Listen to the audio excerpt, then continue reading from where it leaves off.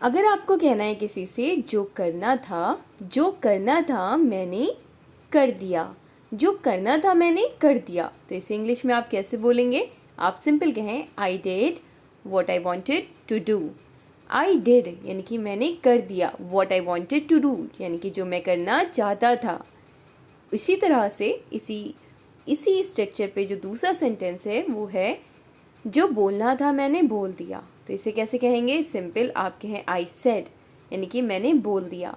What I wanted to say जो मैं बोलना चाहता था, जो बोलना था मैंने बोल दिया। I said what I wanted to say जो करना था मैंने कर दिया। I did what I wanted to do.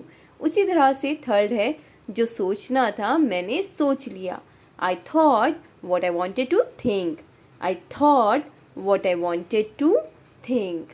Okay यानी कि आई थॉट मैंने सोच लिया, what I wanted to think जो मैं सोचना चाहता था, जो मैं सोचना चाहता था। I thought what I wanted to think जो सोचना था, मैंने सोच लिया।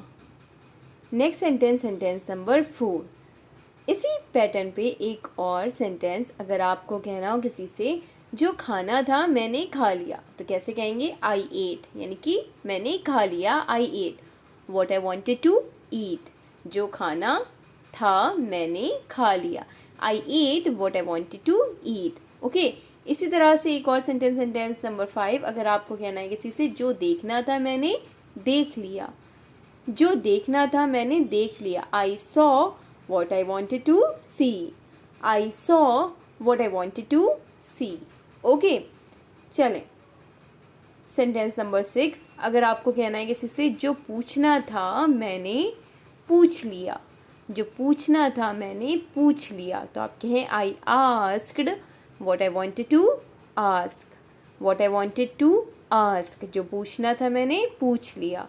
जो खाना था मैंने खा लिया। I ate what I wanted to eat जो देखना था मैंने देख लिया। I saw what I wanted to see जो पूछना था मैंने पूछ लिया। I asked what I wanted to ask. Sentence number 7 है, अगर आपको कहना है, ये अब दूसरे पैटर्न का सेंटेंस है। अगर आपको कहना है किसी से कि तुमसे बात करना ही बेकार है, कभी कभी हम ऐसे बोलते हैं कि तुमसे बात करना ही बेकार है, तो आप इसे इंग्लिश में आप कैसे बोलेंगे? सिंपल आप कहें it is useless to talk to you. It's useless to talk to you यानी कि तुमसे बात करना ही यूजलेस है यानी कि बेकार है। ओके नेक्स्ट सेंटेंस नंबर 8, अगर आपको कहना है इसी पैटर्न पे दूसरा सेंटेंस, अगर आपको कहना है इंग्लिश में किसी से कि तुमसे कुछ कहना ही बेकार है, तो जैसे आपने सेंटेंस नंबर 7 ट्रांसलेट किया था उसी तरह से सेंटेंस नंबर 8 ट्रांसलेट हो जाएगा आपके। It is useless to say you anything. It is useless to say you anything. Next sentence number 9, अगर आपको कहना है किसी से कि तुम्हें समझाना ही बेकार है, तुम्हें समझाना ही बेकार है, तो आप कहें it is useless to make you understand. It's useless to make you understand यानी कि तुम्हें समझाना ही बेकार है, तुमसे कुछ कहना ही बेकार है, तुमसे बात करना ही बेकार है। It is useless to talk to you. It is useless to say you. It is useless to make you understand. Okay चलें मूव करते हैं नेक्स्ट स्लाइड पे सेंटेंस नंबर 10 पे। अगर आपको कहना है कि तुमसे कुछ पूछना ही, उसी पैटर्न पे एक और सेंटेंस, अगर आपको कहना है किसी से इस तरह का सेंटेंस इंग्लिश में कि तुमसे कुछ पूछना ही बेकार है, तो आप कहें it is useless to ask you. It is useless to ask you anything यानी कि कुछ के लिए आपने यहाँ पे एनीथिंग का इस्तेमाल किया। It is useless to ask you anything. Next sentence number 11, तुम्हारे साथ कहीं जाना ही बेकार है। तुम्हारे साथ कहीं जाना ही बेकार है। It is useless to go anywhere with you. It's useless to go anywhere with you यानी कि तुम्हारे साथ कहीं जाना ही बेकार है। इसी पैटर्न पे एक और सेंटेंस नंबर 12, वहाँ जाना ही बेकार था। वहाँ जाना ही बेकार था, तो आप कहें इट इज यूजलेस यानी कि it's useless to go there. To go there यानी कि वहाँ जाना ही बेकार था। It's useless to go there. It's useless to go anywhere with you तुम्हारे साथ कहीं जाना ही बेकार है। तुमसे कुछ पूछना ही बेकार है। It's useless to ask you anything. It's useless to ask you anything. Move करते हैं नेक्स्ट स्लाइड पे सेंटेंस नंबर 13 पे। चले, अगर आपको कहना है तुम छोटी छोटी बातों पर गुस्सा हो जाती हो, तुम छोटी छोटी बातों पर गुस्सा हो जाती हो, you get angry over A small thing, you get angry over small things. Sentence number 14, वो छोटी छोटी बातों पर आंसू बहाती है, वो छोटी छोटी बातों पर आंसू बहाती है। She shades tears over small things, she shades tears over small things. Next sentence, sentence number 15, अगर आपको कहना है किसी से कि वो छोटी छोटी बातों पर चिढ़ जाता है, वो छोटी छोटी बातों पर चिढ़ जाता है, he gets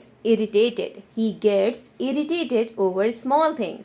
ओके, तुम छोटी छोटी बातों पर गुस्सा हो जाती हो, you get angry over small things. वो छोटी छोटी बातों पर आंसू बहाती है, she sheds tears over small things. वो छोटी छोटी बातों पर चिढ़ जाता है, he gets irritated over small things. Small things. Okay, चले मूव करते हैं नेक्स्ट स्लाइड पे, सेंटेंस नंबर 16 पर। अगर आपको कहना है किसी से इंग्लिश में कि छोटी छोटी बातों का बुरा मत माना करो, छोटी छोटी बातों का बुरा मत माना करो, तो आप कहें don't get offended over small things. Okay, don't get offended over small things, don't get offended over small things. Okay, next sentence, sentence number 17, अगर आपको कहना है किसी से कि मेरा बॉस छोटी छोटी बातों पर चिल्लाता है, मेरा बॉस छोटी छोटी बातों पर चिल्लाता है, my boss shouts over small things, my boss shouts over small things. Sentence number 18, अगर आपको कहना है किसी से इंग्लिश में कि उसे भूतों से डर लगता है, ये नए स्ट्रक्चर का सेंटेंस, उसे भूतों से डर लगता है, तो सिंपल, अगर वो लड़की है तो आप कहेंगे she is scared of ghost. ठीक है, she is scared of ghost. उसी तरह से अगर वो लड़का है तो आप ही लगा देंगे शी की बजाय। ओके, छोटी छोटी बातों का बुरा मत माना करो, don't get offended over small things, मेरा बॉस छोटी छोटी बातों पर चिल्लाता है, my boss shouts over small things. चले मूव करते हैं नेक्स्ट स्लाइड पे, सेंटेंस नंबर 19 पे। अगर आपको कहना है किसी से इंग्लिश में कि मुझे तुम्हारे पापा से डर लगता है, मुझे तुम्हारे पापा से डर लगता है, तो आप कहें I am scared of your father, I am scared of your father. Okay, sentence number 20, अगर आपको कहना है किसी से मुझे छिपकलियों से डर लगता है, मुझे छिपकलियों से डर लगता है, तो आपके I am scared of lizard, I am scared of lizards. Okay, sentence number 21, अगर आपको कहना है किसी से कि तुम्हें सज़ा मिलनी चाहिए, तुम्हें सज़ा मिलनी चाहिए, तो आप कहें you must be punished. Okay, you must be यानी कि मिलनी चाहिए, must be punished. Okay, you must be punished यानी कि तुम्हें सज़ा मिलनी ही चाहिए। मुझे छिपकलियों से डर लगता है, I am scared of lizards. मुझे तुम्हारे पापा से डर लगता है, I am scared of your father, I am scared of your father. Okay, तो आज की क्लास में बस इतना ही। आई होप अगर आप अपनी इंग्लिश को इम्प्रूव करना चाहते हैं तो आज की क्लास से आपको हेल्प मिली होगी। वीडियो अच्छी लगी हो और आपके लिए हेल्पफुल रही हो तो वीडियो को लाइक करना बिल्कुल ना भूलें, अपने फ्रेंड के साथ शेयर करें। जो कोई भी इस वीडियो को यानी कि इस तरह इंग्लिश प्रैक्टिस करना चाहता है तो वो इस वीडियो को ज़रूर देखें। चैनल पर नए हैं और सब्सक्राइब नहीं किया है तो चैनल को सब्सक्राइब करके बेल आइकन को ज़रूर प्रेस कर लें। Thanks for watching.